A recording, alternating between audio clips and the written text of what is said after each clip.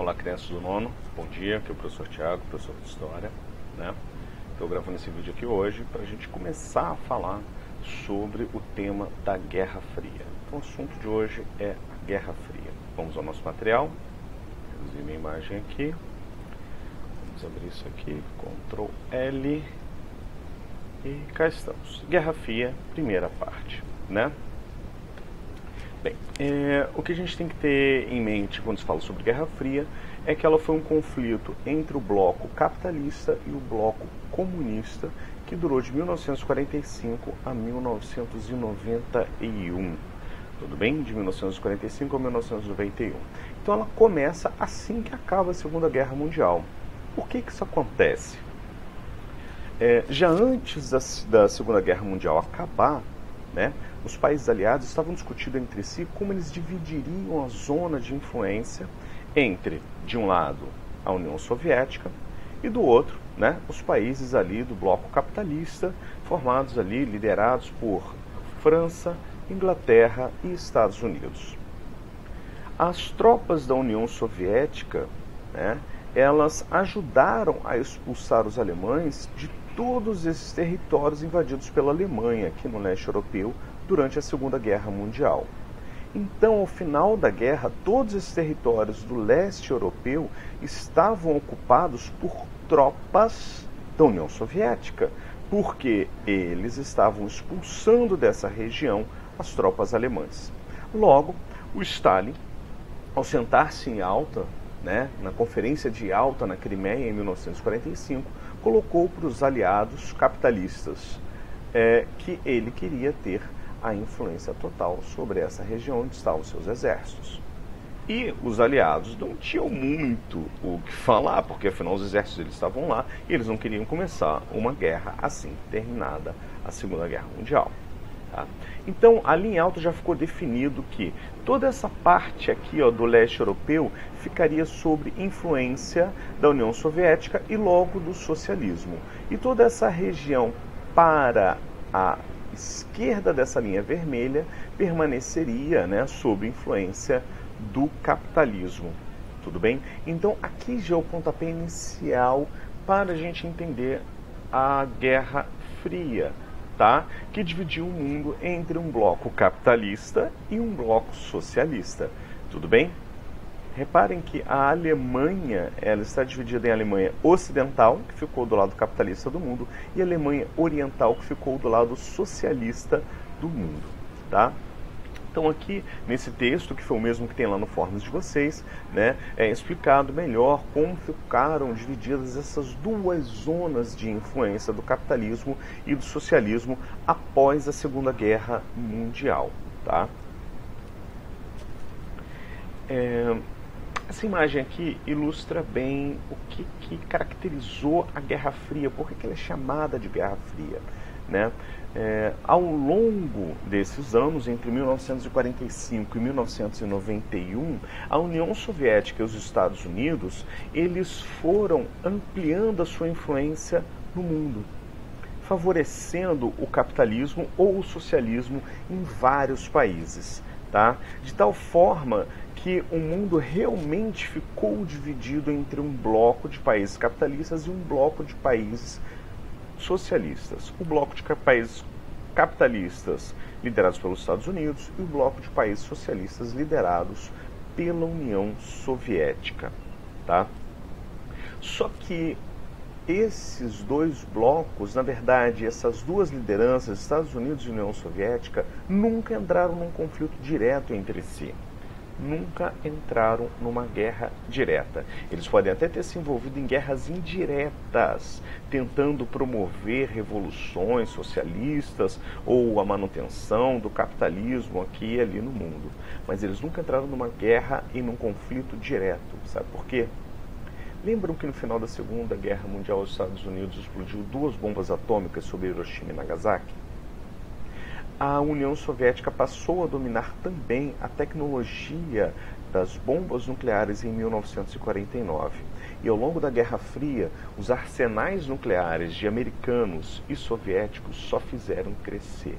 Cresceram tanto que hoje, no mundo, há tantas armas nucleares, né, que é possível destruir o planeta Terra 5 vezes. Então, se eles entrassem em conflito, isso significaria automaticamente não só a destruição dos Estados Unidos e a destruição da União Soviética imediatamente, mas também a destruição de todo o planeta Terra e da vida sobre o planeta Terra. Tá? Assim que a guerra nuclear começasse, haveria um inverno nuclear que acabaria com todos os alimentos e que, enfim, levaria à morte toda a humanidade. Por isso nunca houve um conflito direto, por isso chamado de Guerra Fria. Tudo bem? Por isso que a gente chama de uma guerra sem conflitos. Tá? Mas como é que foi então que a Guerra Fria se expandiu pelo mundo? Como eu já falei ali anteriormente, tanto os americanos, né, o bloco capitalista, aqui em azul, quanto o bloco comunista em vermelho, eles foram favorecendo a implantação do socialismo ou do capitalismo em vários outros países do mundo, de tal maneira que eles iam ampliando a sua zona de poder e influência, montando um bloco, um conjunto de países ligados em vermelho ao socialismo e em azul ao capitalismo. Tá? Então eles foram ampliando o seu poder à medida em que eles foram influenciando outros países do mundo a adotar ou o capitalismo ou o socialismo. Muitas vezes por intermédio de guerras civis, de revoluções, né? Muitas vezes por intermédio de luta, mas nunca uma luta direta entre estes dois. Tá? Agora vamos à OTAN e ao Pacto de Varsóvia. Em primeiro lugar, logo depois da Segunda Guerra Mundial, obviamente a Europa estava destruída. Tá? E para reconstruir a Europa, os Estados Unidos emprestaram 12 bilhões de dólares. Esses 12 bilhões de dólares, eles foram utilizados para reconstruir os países do lado capitalista da Europa, aquele lado à esquerda daquela linha vermelha no mapa lá na frente. Tá? Então, esses 12 bilhões de dólares de empréstimos para a reconstrução do lado capitalista da Europa ficou conhecido como Plano Marshall. Stalin, para não ficar atrás, né, em países nos quais ele tinha influência do leste europeu, como Romênia, Bulgária, Polônia, Hungria, né, ele também fez um procedimento de empréstimos para a reconstrução desses países que também foram muito duramente afetados pela guerra. Aí, do lado soviético, o que foi esse projeto, né, de reconstrução ficou conhecido como Comecon, tá? Conselho para Assistência Econômica Mútua. Então, os Estados Unidos reconstruíram o lado capitalista da Europa, o lado ocidental, e a Rússia, com o Comecon, reconstruiu o lado leste, né, oriental da Europa sob sua influência, onde foi implantado ali diversos regimes comunistas. Tá? Outra coisa, como eu já falei, em 1949 a União Soviética também dominou a tecnologia das bombas nucleares. E para se proteger, os países do lado capitalista, temendo, né, que a União Soviética pudesse fazer um avanço sobre a Europa Ocidental, eles, junto com os Estados Unidos, montaram uma organização militar chamada de OTAN, onde, né, cada país contribuía com armas, com soldados, com equipamentos. Essa OTAN existe até hoje. E ela é uma união de diversos exércitos para fazer frente, obviamente, ao poder militar da União Soviética e dos seus países satélites ali, dos países a ele ligados no leste europeu, também socialistas. Tudo bem?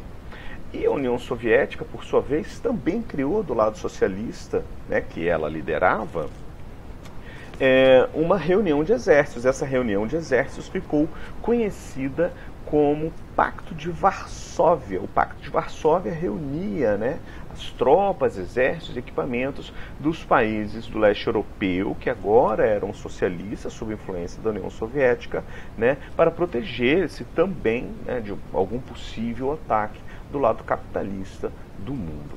Tá? Então, isso daí, gente, é o pontapé inicial, né, dessa Guerra Fria. Na próxima aula a gente vai dar mais detalhes de outros eventos, né, que também, de alguma maneira, caracterizaram isso que nós estamos chamando de Guerra Fria.